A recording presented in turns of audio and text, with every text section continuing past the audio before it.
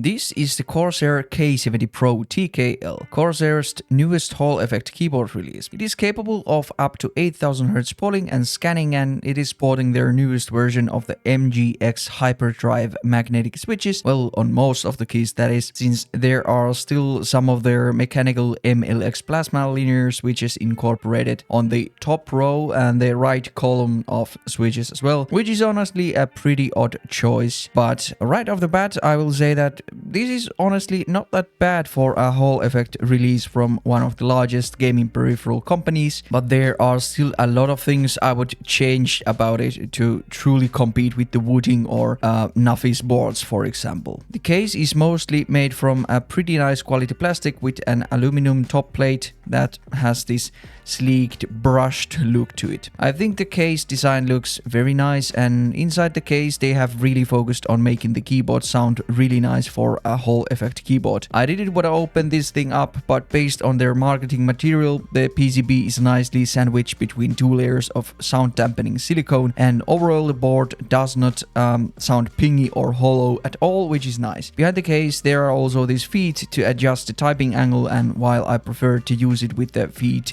I would like to have at least one additional setting to really suit people's preferences. The board also comes with this magnetic wrist rest, and while I'm not someone who usually needs or uses a wrist rest, I think it's a nice addition and it complements the look really well. The magnetic switches are their MGX hyperdrive switches, and they really have done their homework with these. These switches have an operating force from 30 to 55 gram force with a travel distance of 4 mm, and overall the switches feel kinda like the KS20U switch from JERRORR. They also have incorporated the dual rail system to reduce stem wobble, and these feel actually very nice to type on and game on. The stem wobble is very minimal, and the factory lubing seems to be decent as well. The stabilizers are clip-on stabs, and they could honestly need a lot more lube. The stabilized keys just feel a quite rattly experience, but it is luckily a very easy thing to fix. It is still a thing I would like them to dedicate some time honing also, since the magnetic switches are really nicely done. The keycaps are also another weird thing,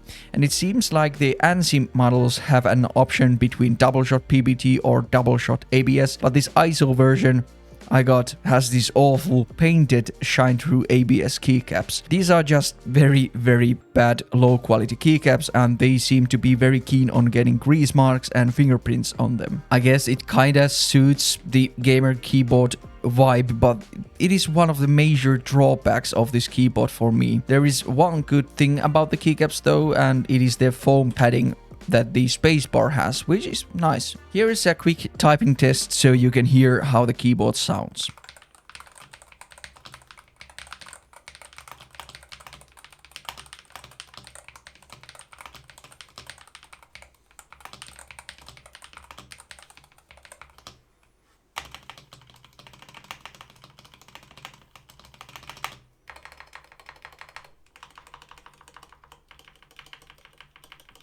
Then let's talk about the second major drawback, which is the Corsair's ICUE software.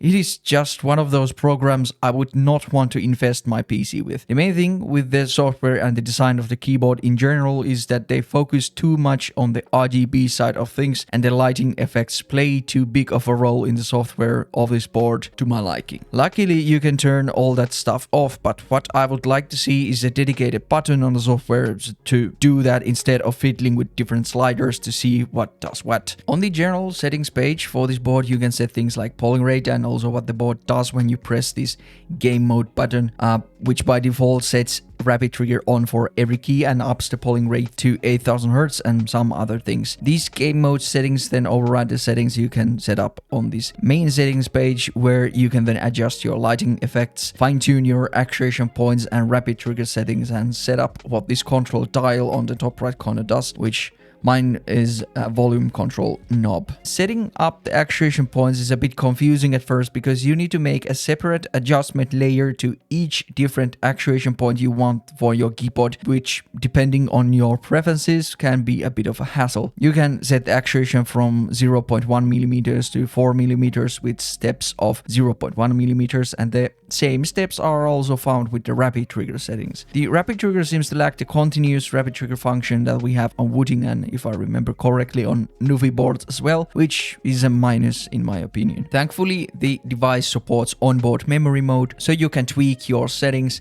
save them to a certain profile, and then never touch ICUE ever again, which is something that I recommend you to do. The board also has Corsair's implementation of SOCD called Flash Tap that you can't actually tweak inside the software, and it is activated with pressing the function key and the right shift at the same time. It is on when you see the A and D keys change color, and it is always just those two keys with the last input priority, so key that is pressed last will be active. Using this keyboard in Apex has been surprisingly good experience overall, and the performance seems to be decent as well. The actuation points I set on the software seems to hold true, and the rapid trigger feels pretty responsive, and for example super gliding feels pretty consistent on this board as well. I lack the means to really test these boards in depth, but honestly for a Corsair keyboard release I'm pretty impressed. The downsides, especially for ISO layout lovers with these god-awful keycaps and the bad user experience of the ICUE software, are still major drawbacks, and the price tag of $179 is still a bit steep